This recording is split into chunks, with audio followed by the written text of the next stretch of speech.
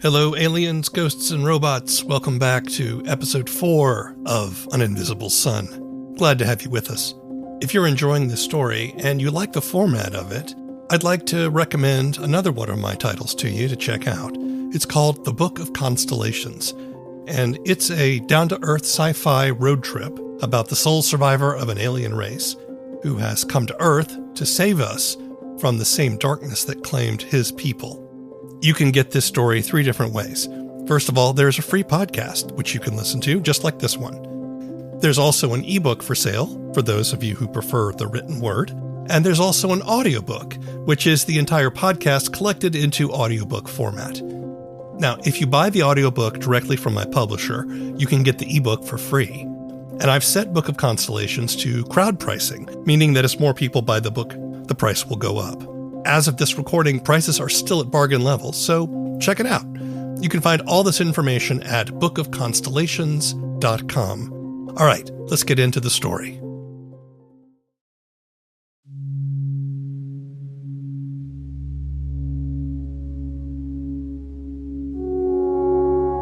An Invisible Sun by W. Keith Timms. Chapter 4.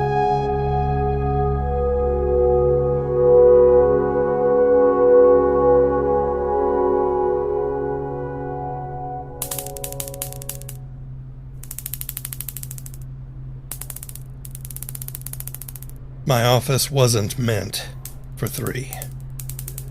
The medic had her fingers knuckle-deep in my shoulder, working on the bullet wound. I was on the edge of my desk, with my bloodied shirt tossed over the back of my chair, grimacing at the ache and pressure. No sharp pain, at least. The medic had attached a small disc to my neck, mostly numbing me down my left side. She was a hawk-nosed woman with messy bangs, and seemed to stare off into space, but she was really watching the telemetry from the medical knitter on the end of her finger, displayed through her eyeglasses. On the other side of the desk, a police officer watched the security recording of the shooting on my desk computer. His ID said he was Detective Sergeant Wright. He was a broad, tall, brown-skinned man with close-cropped hair and a Van Dyke beard. He took up a lot of space in my small office. We had all fallen silent, each occupied with our tasks. Mine was turning the past few hours over and over in my mind. Occasionally the knitter buzzed or clicked, but otherwise the office was quiet. Wright watched the screen, arms folded, eyes intent, immobile as a tree. On the playback, thankfully muted, Ken Zinn rises from his desk and points the gun. The detective stabbed a finger at the screen and swiped, rewinding the recording and played it again. I tried not to watch, but what else am I going to look at? My bookshelf? The window with its view of a smoggy sky above a brick wall? The medic withdrew the knitter and smeared a bit of goo into the remaining wound. Then she applied a bandage, a twin to the one on the front of my shoulder that she'd already put there. Entrance wound. Exit wound. Any reason why Mr. Zinn would want to attack you, Dr. Cousins? Asked the detective, eyes still on the video. He had hardly even looked at me this whole time. I shook my head. I didn't even know him. I mean, I barely know any of my students. At least, the ones who take these overview classes. Detective Wright nodded and pressed pause. The image stopped with Zinn tucking the pistol under his chin. Behind Zinn, another of my students, a young woman, watched in frozen horror. The detective had his own tablet resting on my desk, and he glanced at it, skimming typed notes. According to school records, he had spotty attendance, and the last grade you gave him was a D. Do you think he might have been upset about that grade? The tests are standardized, and frankly, very easy. I don't even have to grade them. I just give the lectures and proctor the tests. If he was upset about his grade, all he had to do was come to class more often and read his history text. It wasn't personal. The medic fiddled with the disc on my neck, and a tingling sensation spread down my left arm. The detective still wasn't looking at me after my answer, which bothered me. Like I told you, I don't really know my students. I resented the implication that I could be at fault here. But I did feel guilty. I could have handled the situation better. I could have maybe been more sympathetic or quicker to act. When the disc came free of my neck, the numbness faded away rapidly, leaving a little halo of pain surrounding the gunshot wound. Dull and uncomfortable, but bearable. The medic stripped off her gloves and began packing up her supplies. The detective continued looking through his notes. Why wasn't he looking at me? Do you have any ideas, detective? He merely shrugged, tapping on his tablet screen with his finger. Well, it's too early to say for sure. Probably nothing personal. A random shooting. Random? Detective, no, The medic interrupted me as she closed her case with a snap and offered me 2 packs of pills. Here, take one of the yellow ones 3 times a day until they're all gone. The striped ones are for pain. You can take one as needed, even with your sleeping pills. I frowned at the packs. The pills, little lumps in plastic pouches marked with pre-printed labels. I don't take sleeping pills. The medic seemed surprised. Are you out? I can give you some. No, I just don't take them. I caught Detective Wright looking at me out of the corner of his eye. He, too, seemed surprised. Suspicious, even. The medic shook her head. Huh. Well, I don't know how you manage. Anyway, your wound should heal up in a few days. Shouldn't be too much permanent damage. You got lucky. Make an appointment to see your doctor tomorrow. If it starts bleeding enough to soak through a bandage before then, get to a hospital. You can put your shirt back on. The doctor. That would be an interesting conversation. We could talk about the gunshot wound, and then the feverish sweating, aches in my joints, unexplained lesions, and bizarre dreams. I'd planned to go. I needed to go after this. So why was I suddenly worried about the way Detective Wright was watching me? I carefully retrieved my blood-stained shirt. I didn't have a spare. It never occurred to me I would need to keep one at the office. The medic squeezed around the desk and the detective to depart. Wright tapped a few notes on his tablet while I buttoned up the ruined shirt. It was still a little wet. So, what next? We're going to do a complete investigation. But to be honest, I'm certain this was just a case of a troubled kid lashing out. His tone is dismissive and resigned. He doesn't expect to discover anything. I wondered if he would even try. Lashing out? Lashing out at what? At me? People do things for a reason, detective. He seemed mentally unstable. Irrational. Yes, but the things mentally unstable people do make sense to them, even if they don't to us. There must be a reason. Dr. Cousins, I know that what happened to you today is traumatic and terrible, and you feel like it's some sort of exceptional horror. And it is horrible. But there's nothing exceptional about it. I investigate suicides like these every week. It's a constant. The city is filled with people like Mr. Zinn here, for whom the terror of death is less than the terror of life. I don't understand it. Maybe you professors can figure it out. But if you start looking around for a reason... He trailed off then, frowning at his computer pad. You will end up disappointed. But he wanted to say something else. What was he thinking? Did he know something? But one question, he said, tapping his screen.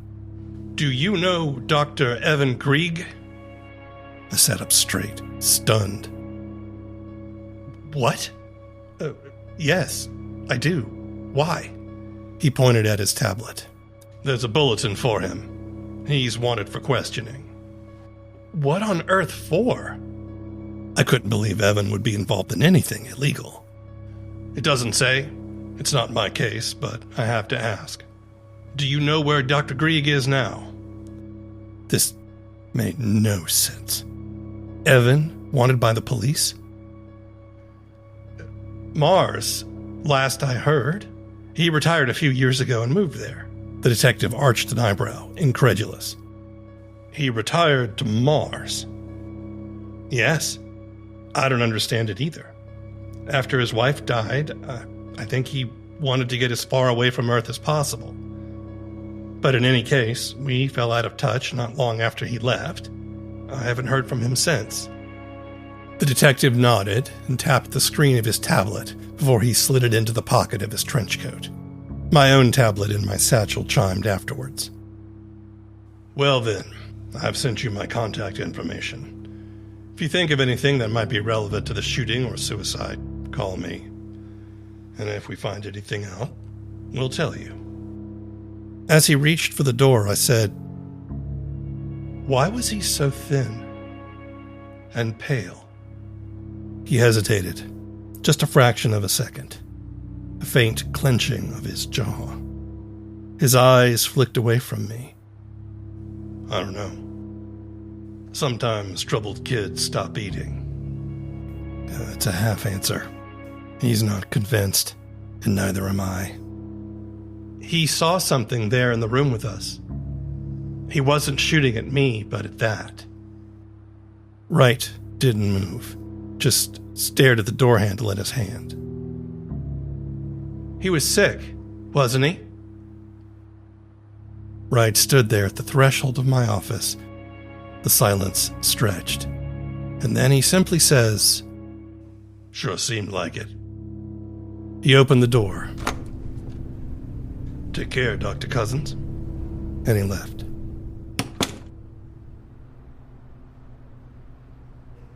My eyes fell on the computer screen as I collapsed in the chair.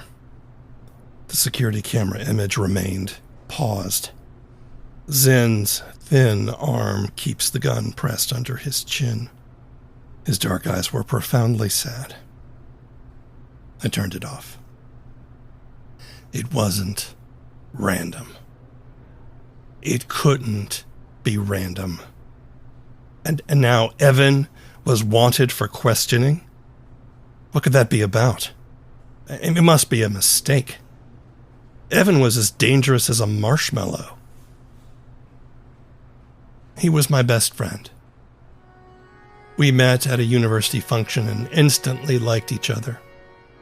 He was funny and respectful and intelligent. He complimented my private, quiet nature without intruding on me. We shared a love of history and culture. We commiserated about our students and the state of education, though he was always far more optimistic and patient with his students' circumstances than I was.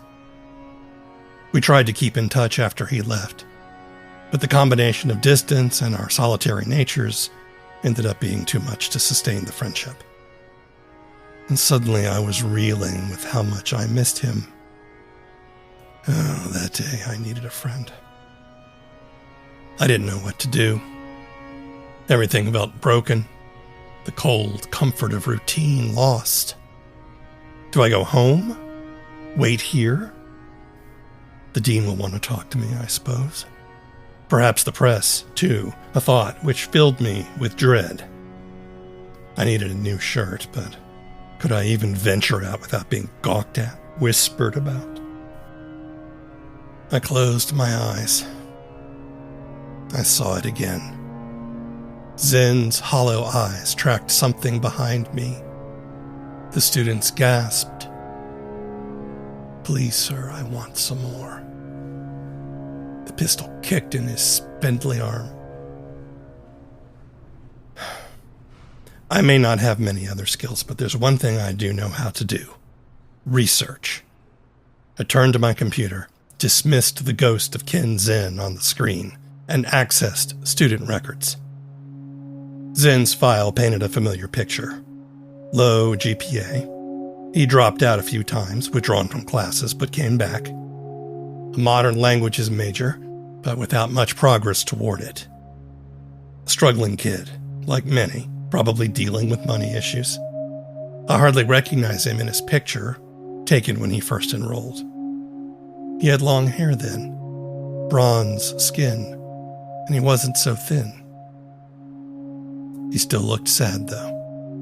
His emergency contact was one Ken Zinn, maybe his mother. The street map program put the address in Atlanta's underground. Not surprising. None of the records speak about what his interests were, who he hung out with, what might make him sad or sick. No clubs, academic or otherwise, no sports. I didn't have access to the campus clinic medical records, so no help there. A global network search turned up too many Ken Zinns to search carefully. Most of the East Metro outlets had a mention of the shooting, but my name and his are left out. I'm grateful for that, at least. But another half hour of searching turned up nothing more to go on. Frustrating. My shoulder hurt, and I reached for the pack of pills the medic left me. My fingers reminded me how they were trampled earlier at the subway station. The subway. The protest. The plague. I left the pills where they lay and searched for news about the protest this morning. There was a little blurb about it in a few outlets, hardly any coverage at all. The report glossed over any motivation for why people did what they did, focusing on the inconvenience of it. They didn't mention the plague. There was a still picture, though not a great one. But something has changed. The words on the protesters' signs, the word plague, have been replaced with the generic stop. I checked the crowd and I saw him, the man who came to my rescue. The tattoos on his face looked Maori for certain. But it was the one on his throat that I studied. It was different than the rest. A circle of 8 triangles pointing outward, little gaps between each one. It reminded me of a simplistic icon for the sun, but there was no disk in the middle, just the illusion of one formed by the arrangement of the triangles. I went back to research, hunting for appearances of this symbol.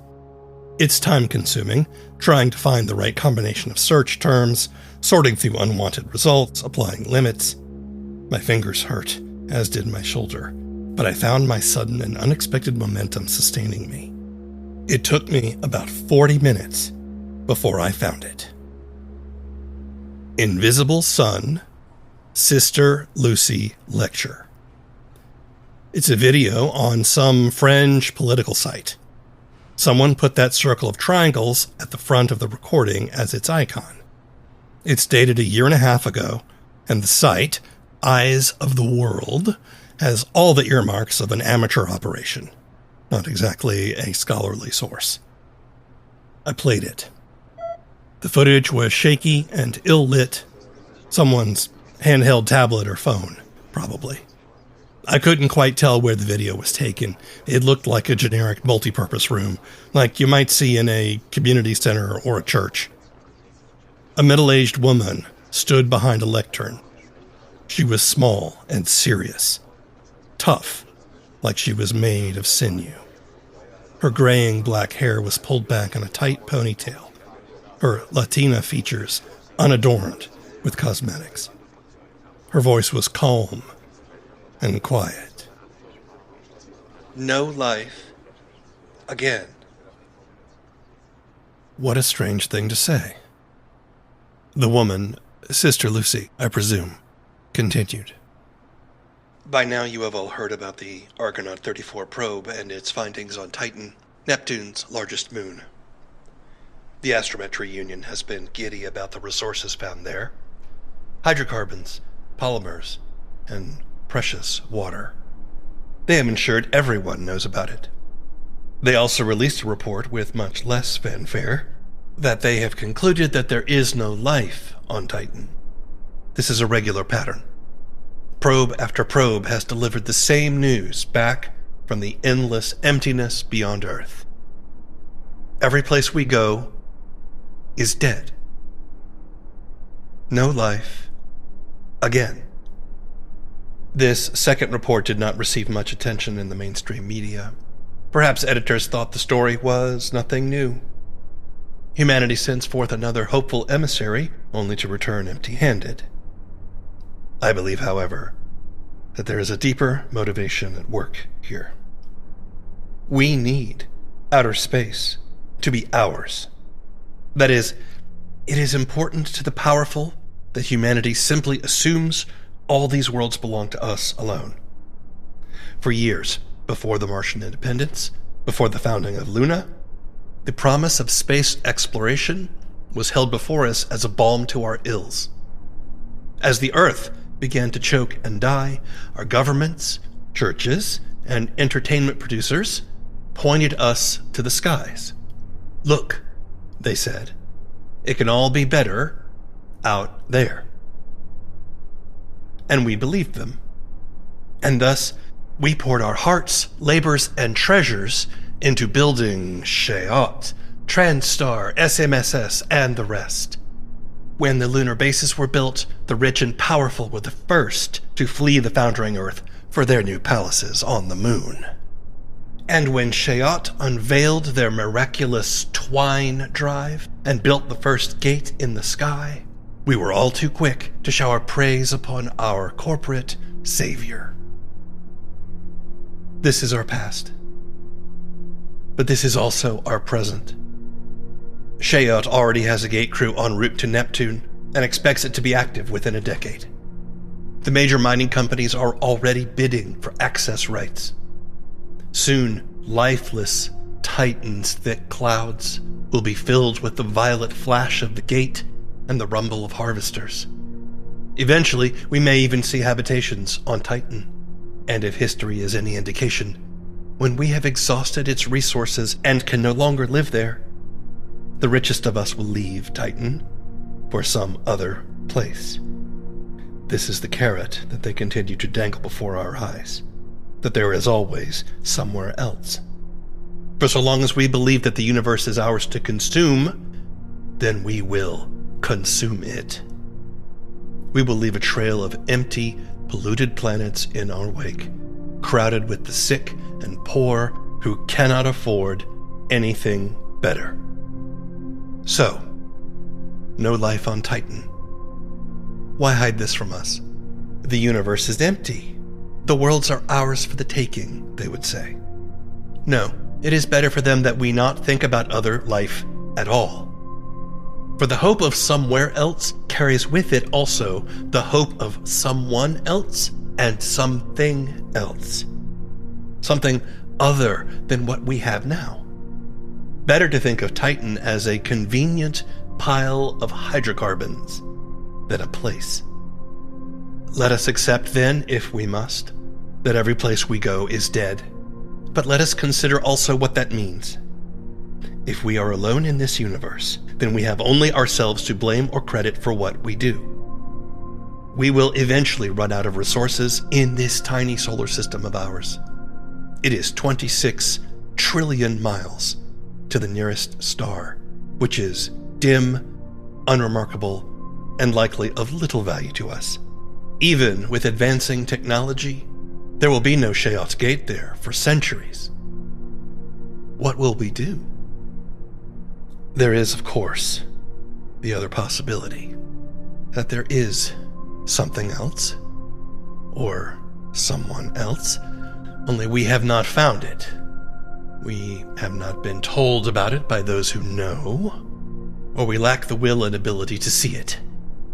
But so long as we consider the hope of somewhere else, without the hope of someone else, then we have no real hope at all.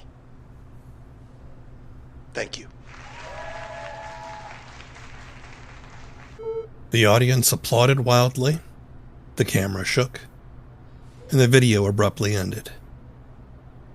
I leaned back in my chair, rubbing my shoulder gingerly. Surprisingly philosophical, and they certainly seem to hate Shayot, the keeper of the gates. But it's hardly credible. It's hard to take seriously. I pulled up the main Eyes of the World site and tried to figure out its agenda. It hosted many articles and videos, and I gave them a quick skim. There's a lot of editorializing and ideology, but very little actual journalism. Rants, not reporting, against the police, the government, corporate greed, and the usual litany of complaints from the radical fringe. The writing was amateurish. Sister Lucy's speech was the most thoughtful thing on there. I didn't see anything else from her. I did wonder if Sister is an informal title, like that used to express solidarity between politically aligned comrades, brother this and sister that. But I didn't see any of that used with other names on the site. And there were far too many Sister Lucys in the world for a network search to turn up anything useful. There was a calendar of events, listing times and places for rallies, meetings, lectures, and the groups sponsoring them. It turns out they're based in Atlanta. I checked today, and sure enough, this group scheduled a, quote, plague protest at All Saints Transit Station that morning. There are other listings for benefit concerts, roundtable discussions, and regular meetings. But I was tired. My shoulder hurt a lot now. I'd been hunched forward in my chair, working at my computer, and my muscles were protesting. I gave in and dry swallowed a pain pill. I closed my eyes just for a few moments. I was thinking about Sister Lucy's dead universe as I drifted off. So many questions. Things don't make sense. I want them to make sense.